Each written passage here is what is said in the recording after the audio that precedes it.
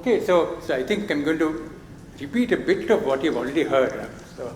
But in a nutshell, right, we are seeing this transition, digitization of what used to be fixed function devices.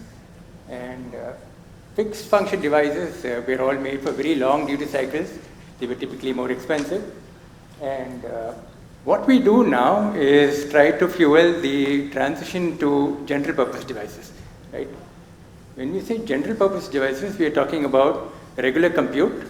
And if you want to use regular compute, how do you repurpose it here? Okay, so what you see on the left is the level 1, level 2, and level 3 hierarchy that I think everybody understands. But when you move these level 2 items, which are control and I/O devices, into the right-hand side, what we do is we think of it in terms of workloads. And these workloads are typically microservices, and microservices live on compute devices. Right? So what you see there in red are our edge servers, or our DCN nodes, which you've been hearing about. And these DCN nodes are going to be running these microservices. These microservices could be things like PLCs, firewalls, HMIs, all of them run in these control nodes. They connect downstream into the devices which are on the sensing side, and they connect up into the ecosystem at the levels 2. Move on. Right, so this is how our DCN systems look, right? I think all of you have been hearing about DCN. But the important point that has not been sort of highlighted so far is the notion of distributed control nodes being redundant, right? And what I mean by that is if you have a device that is set up as a single item, and if it fails, it brings down the entire system, right? So the design paradigm is in creating these systems so that when one fails, there's another which picks it up. And therefore, if you are deploying many decent systems, there is some redundancy built into it. And what redundancy does to you is gives you the ability to pick up when one node goes down.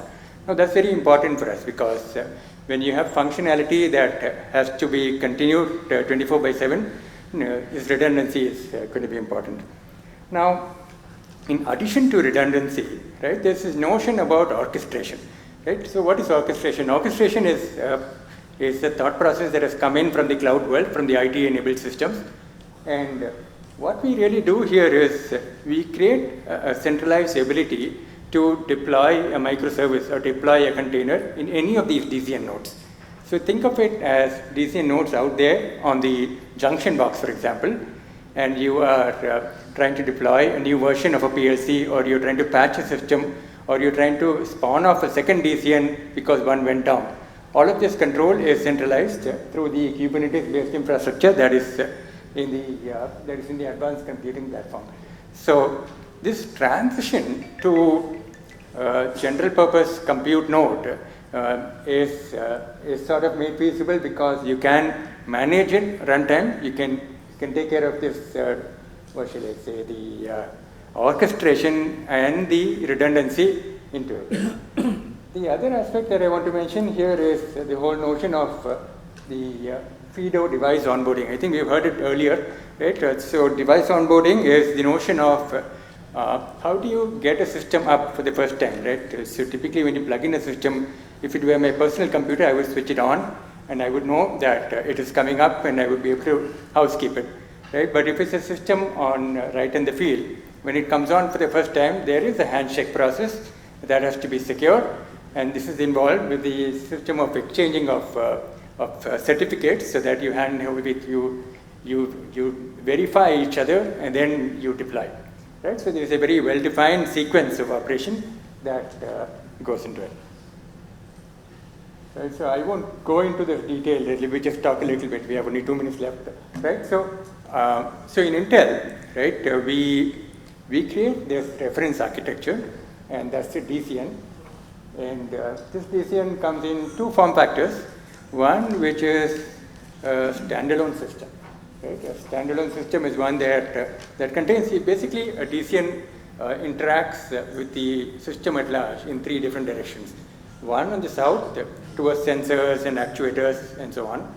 One on the side with other DCN systems, right? And it's one on top, which is to the higher levels of management compute, right? So the DCN system here is an atom class Intel device, which is made for industrial grade temperature ranges and reliability. You've got these IOs interacting below, and you have PCIe-based expansions required, right? Now, the second configuration that we offer is the one with a backplane, right? So the whole notion, like I mentioned about redundancy, allows you to kind of slot multiple DCNs into a backplane, right? This is about redundancy, so we are talking about compute redundancy. One goes down, another comes up. But not only that, even IOs, right? IOs also have to be connected with redundancy. So if one sensor, one wire goes wrong, there is another route for it to come into the compute system. Similarly, connectivity between these DCNs also have redundancy. So the switches that are built into the backplane take care of handling for these failure scenarios. Right? So these two form factors are available as reference designs. We are in fact working with the ecosystem, right, towards the test bed approach.